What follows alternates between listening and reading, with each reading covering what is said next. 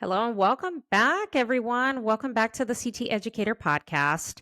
So, hope you guys are having a great week. It has been raining a lot here in Chicago. So, yesterday was just a downpour of rain. It was raining like it was going out of style pretty much. So, made the commute to, some priorities that I had to do over the weekend a little bit challenging. And considering it rained on Saturday and I had to work on Saturday as well. So I hope you guys are having a great week. Like it's nice and sunny today and just the start of a new week. Can you believe that we're going to be in October here pretty soon? That's pretty freaking wild. So, yeah. All right. So, in today's episode, I am starting a series. Okay. So it's something that you'll see every month, as far as this podcast progresses. And it is something that I would like to call CT trauma stories. So I'm going to start a series on that. And maybe I can bring this weekly as this podcast progresses, and we'll just kind of go from there. So today's episode, I'm going to be talking about a specific trauma case that was very unique. And it's one of those trauma stories that I will remember probably forever. Okay. So this was in the middle and in the height of COVID. So it was in August of 2020. We were right in the middle of the pandemic and shit hit the fan already. And it just, the hospital was completely just flooded with everything. So, needless to say, there was a motorcycle crash that they had transported to the trauma hospital that I worked at. I was working overnight at that time, and I hadn't switched to day shift just yet. So, patient comes in. They had to airlift him. So, of course, had to land because we do have the helicopters that land on top of the roof of our hospital. So he was in pretty bad shape. So, of course, doctors order an entire pan scan on him. And so he comes to CT. And the one thing that I noticed on him was like his face was just really deformed. And there was just something just wrong there. Naturally, I'm like, this guy has a shit ton of fractures. Like, you could just see, and it's just those fractures in the extremities that move that kind of just like, it just kind of gives you the goosebumps kind of. So, yeah, so he comes in, motorcycle crash. So the backstory to it is he was in the city of Chicago, very common area. There is a Hispanic community called Pilsen. So he was in the Pilsen community riding his motorcycle, doing wheelies. Naturally, he was not wearing a helmet. Now, if some of you that are listening that do not live in the state of Illinois, the state of Illinois is a no helmet state, just like Indiana. Now, the state that I come from, Nevada, it is required by law that you wear a helmet when you ride a motorcycle. Here in the state of Illinois, I'm telling you, it's a little scary. So he was doing wheelies and he'd wiped out. And of course, he went face first into the street and the pavement.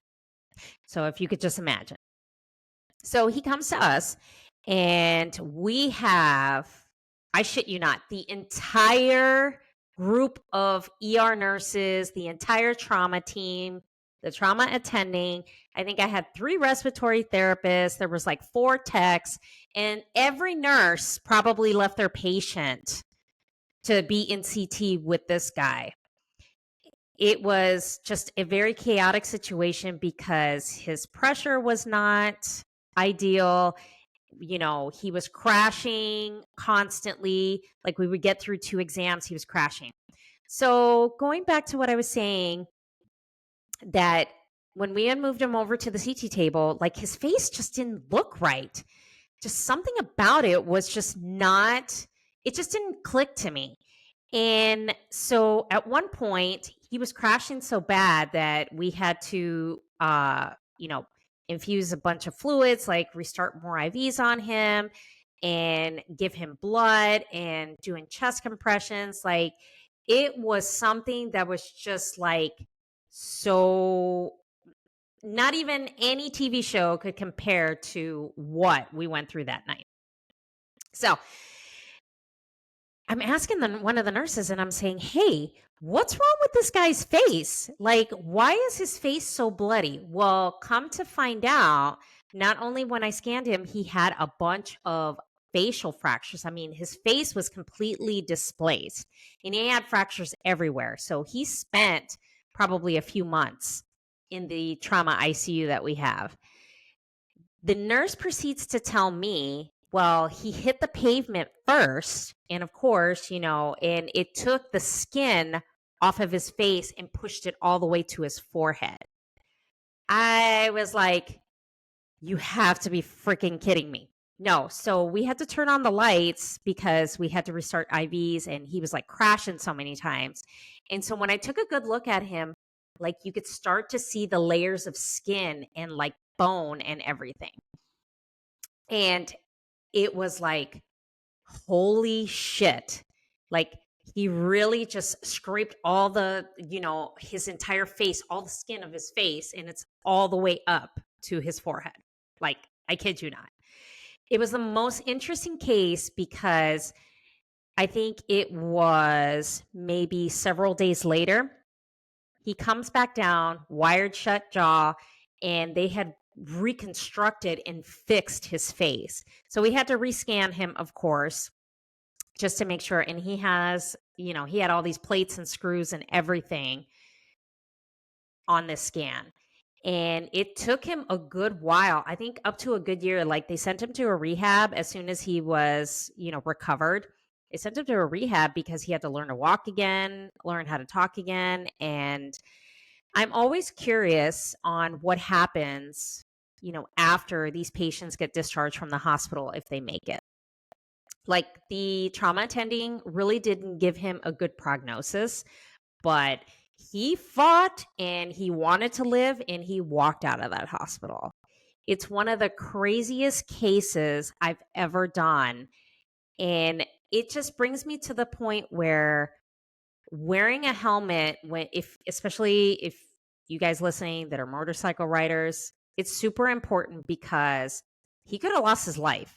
And I can't tell you time and time again how many motorcycle crashes happen that we scan just on a weekly basis that people don't understand. Like if you hit your head, like you're done for. And they just do not get that.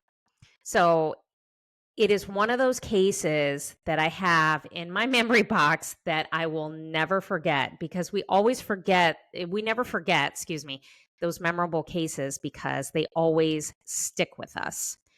And I'm just happy that he recovered and that they were able to, fix all the fractures and actually put his face back together. That was amazing. They were able to put the skin back too. So like craniofacial got involved, and I know the craniofacial team that we have at the hospital I work at, they're actually pretty good and just did a remarkable job on this patient's face. So what I highly recommend that if you are a motorcycle rider, please wear a helmet. Even if your state is a no helmet state, just do yourself a favor and do it because nothing is worth having a traumatic brain injury, losing your life, because you could have been a little bit smarter to wear a helmet for safety. Now, the old analogy still applies. You dress for the crash, not for the ride. So that is my trauma story for this week. And I hope that was insightful for you guys because trauma stories, I have a ton of stories and I could probably tell stories all day long. And that's why I enjoy just sharing and never gatekeeping on this podcast. So I hope you guys have a great week. If you have any questions, please don't hesitate to shoot me an email, send me a DM on Instagram. I'm always, loving to talk to people, engaging with people, and just getting to know you guys. And, putting that educational content out there for you, which I do have some things in the works. So come on over to Instagram so you know exactly what they are. So, yeah. So, anything, if you have a story, let me know. I'll be happy to tell it on the podcast. No names given, HIPAA. So, thank you for joining me on this episode. Hope you guys have a great week, and I will chat with you next week.